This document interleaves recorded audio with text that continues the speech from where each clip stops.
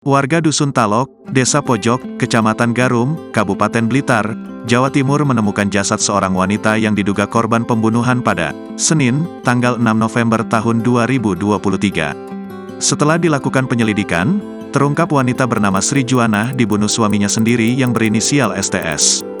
Kapolres Blitar, AKBP Anhar Arlia Rangkuti mengatakan, STS sempat melarikan diri usai membunuh dan membuang jasad istrinya ke sungai. STS ditangkap di kota Blitar, 2 jam setelah jasad Sri Juwana ditemukan di sungai. Pelaku setelah kejadian meninggalkan rumah menggunakan sepeda motor.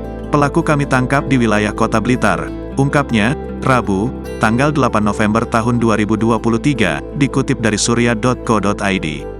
Diduga STS melakukan penganiayaan terhadap korban hingga mengakibatkan kematian. STS memukul korban menggunakan linggis di kamar mandi pada Senin, tanggal 6 November tahun 2023, subuh. Pelaku membunuh istrinya pagi hari setelah melaksanakan ibadah salat di rumahnya, bebernya. Jasad korban kemudian dibuang ke sungai yang jaraknya 100 meter dari rumah menggunakan gerobak dorong. Kasat Reskrim Polres Blitar, AKP Feby Pahlevi Rizal menjelaskan STS melakukan pembunuhan karena korban selingkuh.